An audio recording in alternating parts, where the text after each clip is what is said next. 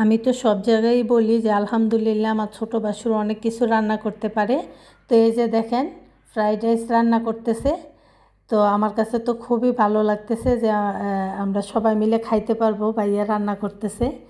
তো এটা আসলে যদিও আরও যতই খাই এটার মধ্যে অন্যরকম আনন্দ।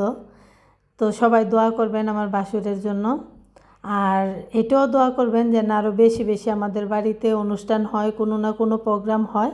তো এইভাবেই আমরা সবাই মিলে খাওয়া দাওয়া করি, আনন্দ করি। আর আমার ছোটো বাসুর তো খুবই হেল্পফুল একজন লোক। তো উনি দেখেন কি পরিমাণ পেরেশানি করতেছে, কি পরিমাণ একদম গাইমা টাইমা শেষ। যদিও রে ভাই মহিলাদের কাজ পুরুষরা করা খুবই টাফ, তো আমার বাসুর এগুলো পারে, সেই কারণে উনি আগে আগে করে। উনি যেভাবে করে আমরা এইভাবে আসলে কাটতেও পারি না, এইভাবে করতেও পারি না। সে কারণে আমাদের কাজ ভাইয়া পছন্দ করে না। ভাইয়া নিজেই যতই পরিশ্রম হোক নিজেই কাটে, নিজেই সব কিছু করে। তো সবাই দোয়া করবেন আমার এই বাসুরের জন্য।